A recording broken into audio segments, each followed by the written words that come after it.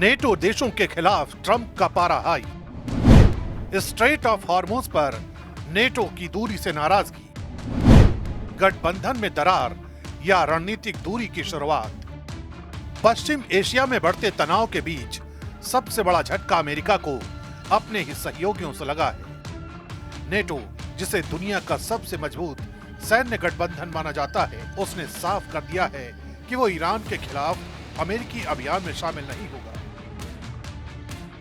NATO का कहना है कि वो एक डिफेंसिव अलायंस है, आक्रामक युद्ध में हिस्सा लेना उसकी नीति के खिलाफ है। लेकिन यही फैसला अब वाशिंगटन के लिए सबसे बड़ा झटका बन गया है, क्योंकि स्ट्रेट ऑफ हॉर्मूज जैसे रणनीतिक इलाके में अमेरिका को सपोर्ट की जरूरत थी, जो अब उसे मिल नहीं रही। यही वजह है कि अमेरिकी राष्ट्रपति डोनाल्ड ट्रंप का पारा 7वें आसमान पर पहुंच गया है। Look,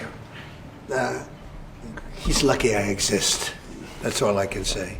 Because if you're going to allow countries that are sick and demented, and they are demented, to have nuclear weapons, everybody in the whole world should be very thankful. And I'm disappointed in NATO, very disappointed. Trump का ये बयान सिर्फ नाराजगी नहीं, बल्कि एक बड़े रणनीतिक मतभेद का संकेत है। उनका मानना है कि जब अमेरिका दुनिया की सुरक्षा में इतना निवेश करता है, तो सहयोगियों की जिम्मेदारी भी बनती है कि वो संकट के वक्त साथ खड़े हों। लेकिन यूरोपीय देशों ने साफ कर दिया है कि ये लड़ाई उनकी नहीं है, और यहीं से शुरू हो गई ट्रांस अटलांटिक रिश्तों में खटास। I stopped him my first term when I terminated the Iran nuclear deal, which was Barack Obama's deal. It was one of maybe the worst deal I've ever seen. It gave everything to Iran, including billions of dollars in green cash. I don't mean cash, I mean green cash flown over by airplanes. I can't to this day believe that was allowed to happen. NATO दुनिया का सबसे ताकतवर सैन्य गठबंधन, जिसमें 32 देश शामिल हैं। इसकी शुरुआत 1949 में हुई थी, जब कोल्ड वॉर के दौर में पश्चिमी देशों ने एकजुट होकर सुरक्षा की गारंटी देने का फैसला किया।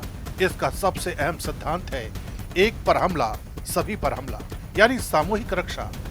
लेकिन ध्यान देने वाली बात यह है कि नेटो एक डिफेंसिव अलायंस है, आक्रामक युद्ध इसका मकसद नहीं।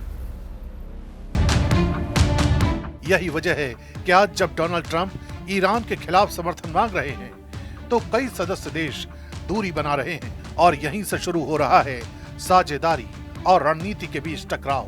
यूरोप के बड़े नेताओं ने भी ट्रंप के जले पर नमक छिड़कने का काम किया है। इमैनुअल मैक्रोन ने कहा कि फ्रांस का रुख पूरी तरह रक्षात्मक है। कीर स्टारमर ने दो टूक कहा, हम इस जंग को और फैलने नहीं देंगे। फ्रेडरिक मर्ज ने तो यहाँ तक कह दिया कि इस युद्ध का कोई सैन्य समाधान नहीं है। यानी साफ है, यूरोप इस संघर्ष से दूरी बनाकर चलना चाहता है, लेकिन ये दूरी ही अब अमेरिका और उसके सबसे पुराने सहयोगियों के बीच खाई बनती जा रही है। हालात इतने तनावपूर्ण हो चुके हैं कि डोनाल्ड ट्रंप ने सहयोगियों पर तंज कसते हुए यहाँ तक कह दिया कि दुनिया को शुक्रगुजार होना चाहिए कि मैं हूँ।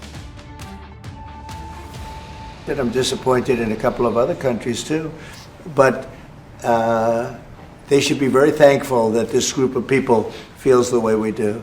Because if a country like Iran was allowed to have the power of a nuclear weapon, if we didn't stop them, I stopped them twice.